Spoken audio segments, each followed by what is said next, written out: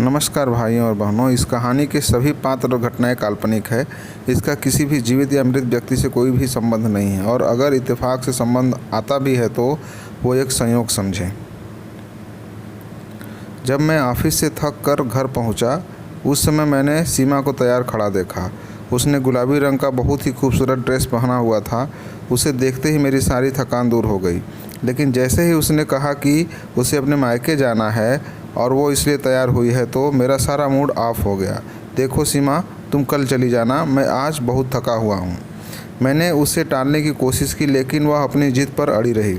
नहीं अभय, मुझे माँ की बहुत याद आ रही है, प्लीज़ आप मुझे छोड़ के आ जाइए। उसकी बात सुनकर मैंने कहा, हाँ, हमारी शादी को अभी 1 महीना ही हुआ था और वो भी लगभग हर हफ्ते ही मायके जाया करती थी। फिर भी उसका दिल नहीं भरता था। लेकिन मैं भी उसे सीमा से बेइंतहा मोहब्बत जो हो गई थी, इसलिए उसके किसी बात को टालना मुश्किल हो जाता था। मजबूरन मैंने उसे थोड़ा इंतज़ार करने को कहा और फ्रेश होकर उसे मायके पहुंचा के आ गया। उसने कहा था कि रात को मैं उसे लेने आ जाऊंगा। मैं जल्दी से वापस लौटा क्योंकि मैं बहुत थका हुआ था और आज मेरी तबीयत भी बहुत कुछ ठीक नहीं लग रही थी।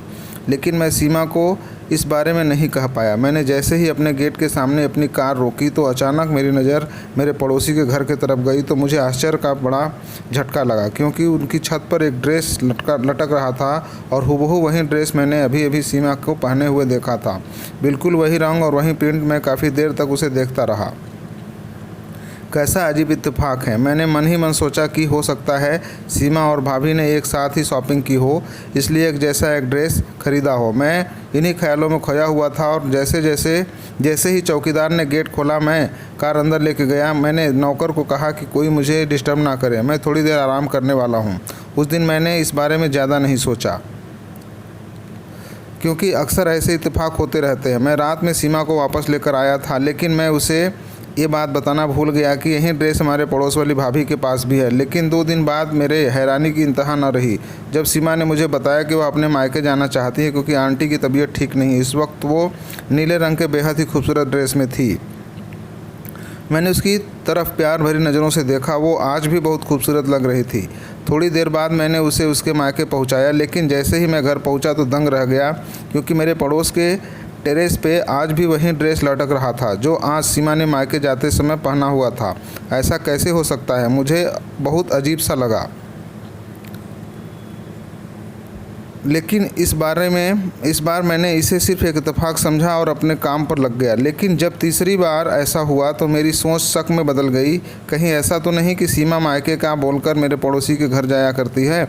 लेकिन ऐसा कैसे हो सकता है? मैं खुद उसे अभी अभी उसके मायके छोड़कर आया था और उसका मायका काफ़ी दूर है। यह सब इतनी जल्दी कैसे हो सकता था? लेकिन उस दिन मुझसे रहा नहीं गया और जिज्ञासा के मारे मैंने अपने ससुराल की तरफ कार दौड़ाई और मैं जैसे ही वहां पहुंचा तो देखा कि सीमा उसी ड्रेस में थी और मुझे देखकर हैरान रह गई। अभय, आप अभी तक गए नहीं? उसने हैरानी से पूछा तो मैं कुछ शर्मा सा गया और मन ही मन मैं खुद को टोकने लगा। मैं कितनी बेवकूफ़ी भरी बातें सोच रहा था। सीमा के माँ बाप का घर तो हमारे घर से काफ़ी दूर था, भला वो वहाँ कैसे जा सकती थी? मैंने मन ही मन अपने आप को धिक्कारा और घर वापस लौट आया और ध्यान से अपने पड़ोसी नितेश के घर की तरफ देखा। वहाँ वही ड्रेस अभी भी तक लटका हुआ था। मुझे एक पल के लिए भी चैन नहीं आ रहा था। इत्तेफाक 1 या 2 बार हो सकता है लेकिन बार बार नहीं हूँ। लेकिन मैं ये सब बात जुबान पर लाने से डरता था। अभी मेरी शादी को 2 ही दिन ही हुए थे और सीमा को मेरी बात से कितनी तकलीफ़ हो सकती है सोचकर मैं चुप हो गया। मुझे वो दिन याद आ रहा था जिस दिन मेरी शादी हुई थी और मैं सीमा को दुल्हन बनाकर घर ले आया था। उसी दिन मेरा पड़ोसी नितेश मेरे घर बधाई देने आया था और उसने माफ़ी मांगी कि वह शादी में नहीं आ सका क्योंकि आज उसकी भी शादी थी। उसकी बात सुनकर मुझे सुखद आश्चर्य हुआ।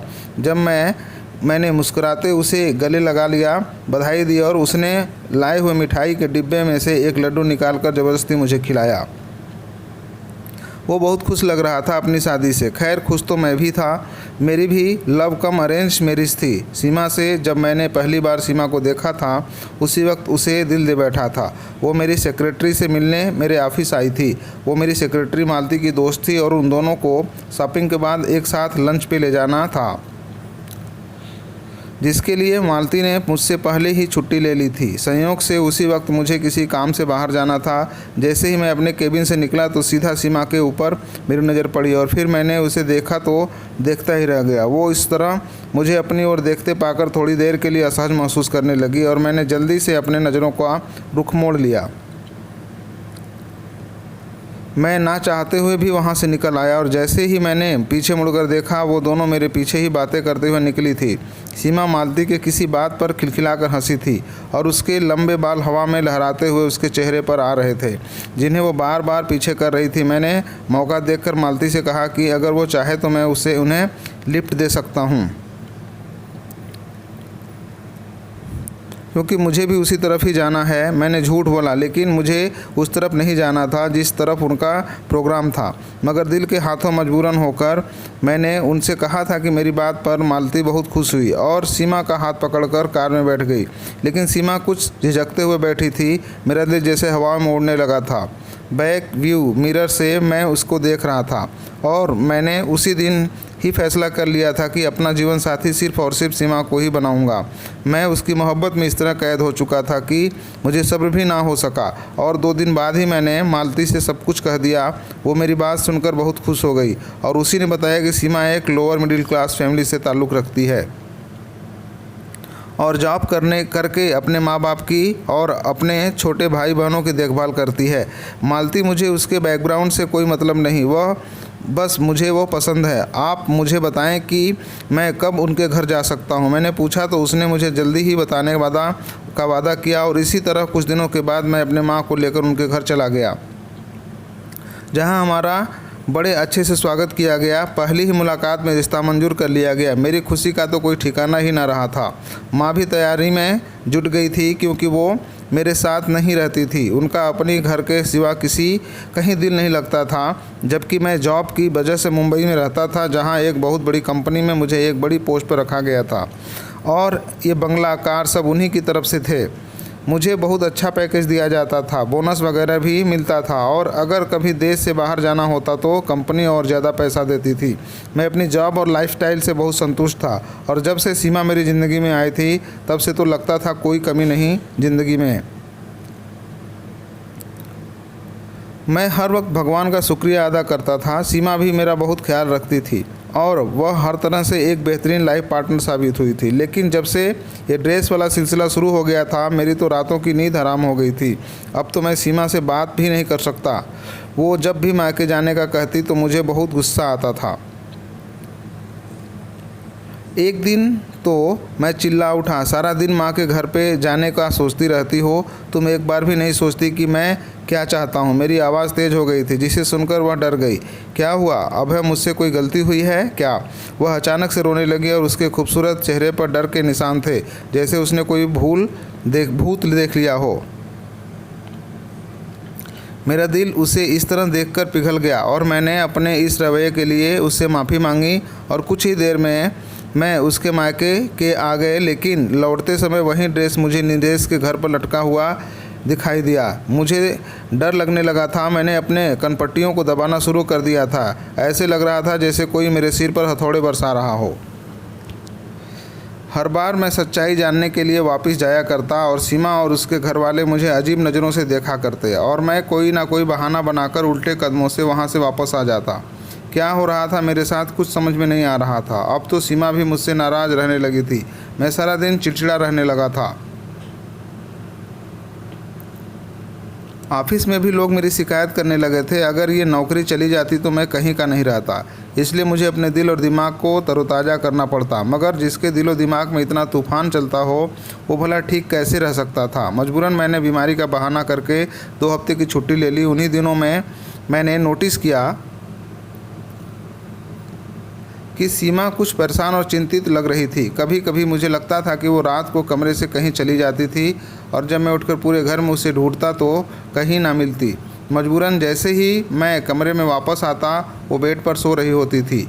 एक रात मैंने उसे जगाया, सीमा तुम कहाँ चली गई थी? तब उसने आश्चर्य से मेरी तरफ और देखा। अभय आपको दिखाई नहीं देता? मैं तो सो रही थी, बल्कि बाहर से तो आप आ रहे हैं। शायद वो उल्टा मुझे शक भरी नज़रों से देखने लगी थी। इस बात पर मैं चुप हो गया और कोई जवाब दिए बिना अपनी जगह पर लेट गया। हो सकता है मैंने कोई सपना देखा हो। उस दिन के बाद से सीमा उखड़ी उखड़ी सी रहने लगी थी।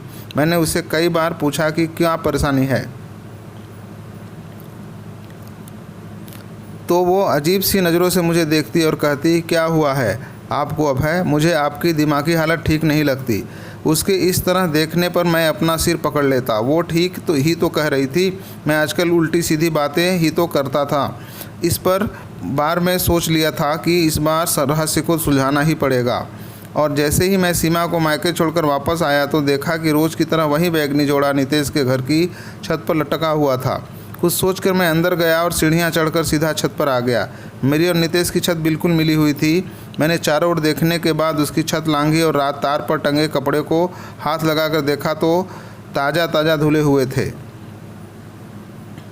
उनमें से पानी टपक रहा था। मैंने कमीज वाले हिस्से को बीच में से फाड़ डाला और उन कपड़ों को नफरत से देखने लगा जिन्होंने मुझे बहुत तड़पाया था। मेरे पूरे शरीर में आग लगी हुई थी। मैं जैसे आया था वैसे ही वापस चला गया और फिर से अपने ससुराल की तरफ कार दौड़ाई। आज मुझे सच्चाई का पता लगाना था और आज दूध का दूध और पानी का पानी करना था। मैंने तेज़ रफ्तार से कार चलाई थी और जैसे ही मैंने सीमा के घर का दरवाज़ा खटखटाया तो सीमा ने ही दरवाज़ा खोला। वो मुझे देखकर हैरान नहीं हुई थी क्योंकि मैं हमेशा ही वापस आ जाया करता था, लेकिन उसे देखकर मेरे पैरों तले से ज़मीन खिसक गई थी क्योंकि इसकी कमीज़ का दामन बीच में से फटा हुआ था, बिल्कुल वैसे ही जैसे मैंने फाड़ा था। ये सब देखकर मुझे इतना गुस्सा आया कि मैं अपने होशो हवास खो बैठा और बिना सोचे समझे सीमा के गाल पर जोर का थप्पड़ दे मारा। वो इस हमले के लिए तैयार ही नहीं थी और चकरा कर गिर पड़ी और ज़ोर ज़ोर से चिल्ला कर सबको बुलाने लगी। माँ, भाई, पिताजी उसके इस तरह से चिल्लाने पर सबके सब इकट्ठे हो गए थे और मुझे कुछ दिखाई नहीं दे रहा था। मैंने उसका हाथ पकड़कर खींच लिया। चलो मेरे साथ। मैं भी चिल्लाया, क्या हुआ बेटा, आप ऐसा क्यों कर रहे हैं? मेरे सास ससुर हैरान परेशान बीच में आ गए और पूछने लगे। मेरी सांस फूल रही थी। आप ये सब अपनी बेटी से क्यों नहीं पूछते? किसको बेवकूफ़ बना रही है ये? मैं उसकी तरफ इशारा करके उनको बताने लगा, मगर बेटा इसने किया क्या है? मेरे ससुर ने मेरा हाथ पकड़कर नरमी से पूछा, अंकल इससे पूछिए कि इसकी कमीज कैसे फटी है। मैंने अपनी सांस को नियंत्रित करते हुए बड़ी मुश्किल से कहा। मेरी बातों से वो सब चौंक कर एक दूसरे की ओर देख रहे थे, लेकिन इसकी कमीज तो अभी अभी गेट से अंदर आते हुए दरवाजे पर लगी कील में फंसकर फटी है। बेटा वो सब एक जवान होकर मुझे बताने लगे और सीमा अभी तक ज़मीन पर बैठी आंसू बहाए जा रही थी। ये नहीं हो सकता, आप सब इसके साथ मिले हुए हैं, इसके झूठ में इसका साथ दे रहे हैं। अब मैं अपने दिमाग से बाहर आ चुका था और सीमा को ज़बरदस्ती घसीटता हुआ वहाँ से ले आया। उसके माता पिता गिड़गिड़ाने लगे, लेकिन मुझे कोई सुनाई नहीं दे रहा था। सीमा पूरे रास्ते रोती रही, लेकिन मुझे अब उस पर ज़रा भी दया नहीं आ रही थी। घर पहुंचकर मैंने उसके बालों को पकड़ा और बोला, बताओ क्या चक्कर है तुम्हारा नितेश के साथ? ये क्या कह रहे हैं अभय? वो चीखी, लेकिन मुझे उसकी कोई अब परवाह नहीं थी। मेरी बात सुनकर उसके चेहरे का रंग उड़ चुका था। ये क्या पागलपन है? आप इतना गलत कैसे सोच सकते हैं? वो चिल्लाई, लेकिन मुझे अब उसकी कोई परवाह नहीं थी। मैं कोई गिरा हुआ इंसान नहीं था जो आंखों देखी मक्खी निगल लेता, मगर वो लगातार इनकार करते जा रही थी। मेरा गुस्से से बुरा हाल था। मैंने उसे कहा, अगर वो सच बता देगी तो मैं उसे कुछ नहीं कहूँगा, बस वो एक बार अपनी बात मान ले। मुझे लग रहा था कि मेरे दिमाग की नसें फट जाएंगी। और अभी अचानक मैंने देखा कि पुलिस वहाँ पहुँच गई थी। उनमें से एक महिला कांस्टेबल ने आते ही सीमा को मेरी हाथों से छुड़ाया और उसे सोफे पर बिठा दिया। उसका बयान लेने लगी, जबकि मुझे हथकड़ी पहना दी गई थी। ये सब क्या है? मैं चिल्लाया। ये तो बेटा आपको थाने चलने के बाद पता चलेगा। वो पुलिस इंस्पेक्टर हंसने लगा और मुझे घसीटता हुआ पुलिस की गाड़ी में डाल दिया, जबकि जाते वक्त मेरे कानों में सीमा की आवाज़ लगातार गूंजती रहती थी, ये मेरा पति पागल है। पहले दिन से ही इसे पागलपन के दौरे पड़ते आ रहे हैं। सीमा पुलिस को बताए जा रही थी और मुझे अपनी कानों पर यकीन नहीं हो रहा था।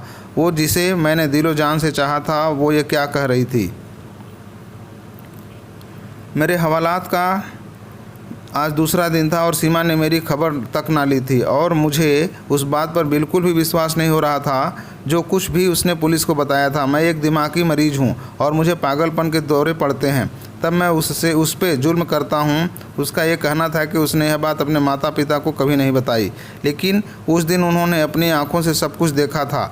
लेकिन सबसे चौंकाने वाली बात यह थी कि उस रात पुलिस को नितेश ने कॉल किया था, जो मेरा पड़ोसी था और जिसकी वजह से ये सारा सिलसिला शुरू हुआ था। मुझ पे आश्चर्य के वार पे वार हो रहे थे। ये सब क्या था, मुझे कुछ समझ नहीं आ रहा था। सीमा ने मेरे खिलाफ़ केस फाइल किया था और न जाने क्या क्या आरोप लगाए थे मुझ पर। मेरे माता पिता बहुत कोशिश कर रहे थे, लेकिन मेरी जमानत नहीं हो पा रही थी। मामले के अनुसार मेरा मेडिकल चेकअप होना था और रिपोर्ट आने के बाद ही मेरी जमानत हो सकती थी। और 2 दिन बाद जब मनोचिकित्सक ने मुझसे सवाल पूछे तो मैंने उनको सारा किस्सा सुना दिया, जिसे सुनकर वो भी मुझे ऐसी नज़रों से देखने लगे जैसे मैं कोई पागल हूँ। और उनके इस तरह देखने पर मुझे अचानक गुस्सा आ गया। आपको क्या लगता है मैं पागल हूँ? मैंने गुस्से में आकर पूछा तो वो मुझे समझाने लगे, देखिए मिस्टर अभय, आप जो किस्सा बता रहे हैं वो नामुमकिन सी बात है। इत्तेफाक या 1 या 2 बार हो सकता है, लेकिन बार बार नहीं। वो आराम से कह रहा था, बल्कि मेरी सांसें बढ़ने लगी थी। डॉक्टर साहब, यही तो मैं समझा रहा हूँ, वो इत्तेफाक नहीं था। मैं अब अपने आप पर काबू नहीं रख पा रहा था और डॉक्टर ने मेरी हाँ में हाँ मिलाकर मुझे खामोश कर दिया था, जबकि अपनी रिपोर्ट में उन्होंने मुझे एक मानसिक रोगी ही लिख दिया था। इसके परिणामस्वरूप जज ने मुझे 2 महीने के लिए मेंटल हॉस्पिटल में भेज दिया। मैं चीखता चिल्लाता रहा कि मैं पागल नहीं हूँ, लेकिन वहाँ किसी को कोई फ़र्क नहीं पड़ा। सब लोग मुझे तरस भरी निगाहों से देखे जा रहे थे। मुझे अस्पताल में हर जगह यही सुनना पड़ा, बेचारा कितना सुंदर नौजवान है, देखो ना। जाने क्या सदमा लगा कि अपने होश खो बैठा। एक नर्स ने मुझे देखकर दूसरी से कहा, जबकि मैं सचमुच पागलों की तरह बुद्धू बना बैठा था। इन 2 महीनों में मेरे साथ जो कुछ भी हुआ था वह मेरी समझ से परे था। शायद मैं सचमुच पागल हो चुका था। मुझे पागल खाने में 1 हफ्ता हो चुका था जब मुझसे कोई मिलने आया। मैं मुलाकात वही जगह पर पहुंचा। वहां नितेश और सीमा को देखकर मुझे जोर का झटका लगा। तुम दोनों एक साथ? मैं बस इतना ही कह सका था। हाँ अभय, हम दोनों साथ में इसलिए आए हैं ताकि तुम्हें तुम्हारी गलती बता सकें। वो मुस्कुराते हुए, तुम्हें सायली याद आए है? अचानक उसने पूछा, कौन सायली? मैंने आश्चर्य से कहा, हाँ तुम्हें कैसे याद होगी भला? क्यों, तुमने कॉलेज से लेकर यूनिवर्सिटी तक ना जाने कितने लड़कियों को इसके जाल में फंसाया होगा, जिनमें एक लड़की सायली भी थी, जो कि मेरी छोटी बहन थी। और वो दूसरी लड़कियों से बहुत अलग थी, बहुत नरम दिल थी। वो तुम्हारे टाइम पास को सच्ची मोहब्बत समझ बैठी थी और तुमने उससे शादी करने से इनकार कर दिया था कि तुम उसे अपना सिर्फ दोस्त समझते थे और कुछ नहीं। तब उस मासूम लड़की ने छत से कूदकर अपनी जान देने की कोशिश की थी, जिसमें वो बच गई तो, लेकिन हमेशा हमेशा के लिए अपाहिज हो गई। और तब वो सिर्फ दवाओं के सहारे ही जिंदा है। मैं जब भी अपनी बहन को इस हालत में देखता हूँ तब मुझे उस आदमी से सख्त नफरत महसूस होती थी। फिर एक दिन मुझे सायली की डायरी मिल गई, जिसमें उसने तुम्हारे बारे में सब कुछ लिखा था। और उसी दिन मैंने तुमसे बदला लेने का फ़ैसला किया। मैं तुम्हें बर्बाद कर देना चाहता था। सबसे पहले मैंने तुम्हारे घर के बगल में घर खरीद लिया। सीमा, जो मेरे ही ऑफिस में काम किया करती थी, इसकी छोटी सी जॉब थी। बड़ी मुश्किल से इसके घर का खर्चा चलता था, लेकिन ये बहुत खूबसूरत थी, इसलिए मैंने सीमा को एक बड़ी रकम के बदले में ये सब नाटक करने को कहा था। और मेरी खुशी का ठिकाना ना रहा था जब तुमने सीमा को पहली ही नज़र में पसंद कर लिया था। मुझे पता था कि तुम सीमा जैसी खूबसूरत लड़कियों को कभी इग्नोर नहीं कर सकते और तुमने सीमा से शादी कर ली। फिर मैंने जो प्लान बनाया था उसको अंजाम देना शुरू कर दिया। पहले तो तुमने कई दिन तक मेरे घर की तरफ नहीं देखा, मगर एक दिन तुम्हारी भटकती हुई नज़र मेरे छत पर पड़ ही गई, जो कि तुम्हारी बर्बादी का कारण बनी। और यही नहीं, मैंने सीमा को कुछ ऐसी दवाइयाँ भी दी थी जिससे तुम अपना होश खो बैठो और तुम्हें गुस्सा आता रहे, ताकि हर कोई तुमको पागल समझे। ये सब बताते हुए वो बहुत खुश लग रहा था। उसके होठों पर उपहास भरी हंसी थी, जबकि सीमा खामोश खड़ी थी। मुझे धीरे धीरे सब कुछ याद आने लगा था। अब मुझे गुस्सा नहीं आया करता था, क्योंकि मैं एक नर्म स्वभाव का बंदा था और ये सब नितेश की दी हुई दवाइयों का चमत्कार था, जबकि यहाँ मुझे शांत रहने की दवाई दी जाती थी। अब मुझे पागलपन के दौरे नहीं पड़ते थे और आज भी मैं पूरी होश हवास में था। मैंने बड़ी मुश्किल से अपना मुंह खोला और बोला, सायली के साथ जो कुछ हुआ उसका मुझे बहुत अफसोस है, लेकिन तुमने बहुत बड़ी भूल कर दी। सायली और मैं क्लासमेट थे, लेकिन सायली जिस अभय को चाहती थी वो हमसे सीनियर था। मेरी तो सायली से कभी हाय हेलो भी नहीं हुई थी। वो हर वक्त फाइनल ईयर के अभय के साथ दिखाई देती थी, जो एक अमीर बाप की बिगड़ी हुई औलाद था और हर रोज़ एक नई लड़की को फंसाता था। मुझे कुछ पता नहीं था कि सायली ने यूनिवर्सिटी आना क्यों बंद कर दिया था। मुझे बस अपनी पढ़ाई से मतलब था। और जब तुमने सायली की डायरी में अभय नाम देखा तब बदकिस्मती से उसके क्लास में जो अभय था वो मैं था। तुमने बस अब उसके क्लास में देखकर मुझे समझ लिया कि मैं ही वो अभय हूँ और आ गई मेरी ज़िंदगी बर्बाद करने। कम से कम एक बार किसी से पूछ तो लेते कि सायली के साथ कौन होता था। सदमे और दर्द से मेरा बुरा हाल था। मुझे उस गुनाह की सज़ा मिली थी जो मैंने किया नहीं था। मेरी कहानी सुनकर नितेश और सीमा सदमे में आ चुके थे। उन दोनों के चेहरे देखने लायक थे, जबकि मैं संतुष्ट था कि मैंने कोई गुनाह नहीं किया था। उस दिन तो वो दोनों चले गए और 2 दिन बाद ही मुझे छोड़ दिया गया। नितेश और सीमा ने अपना गुनाह कबूल कर लिया था। जब मुझे पता चला तो मैंने जल्दी से अपने वकील से बात की और उन दोनों को माफ़ कर दिया। मैं जानता था उन्होंने अपराध किया था, लेकिन सीमा ने गरीबी से तंग आकर यह ऑफ़र कबूल किया था। वो अपने बीमार पिता की दवाइयाँ और घर का खर्चा पूरा नहीं कर पा रही थी और नितेश ने बदले की आग में ये सब किया था।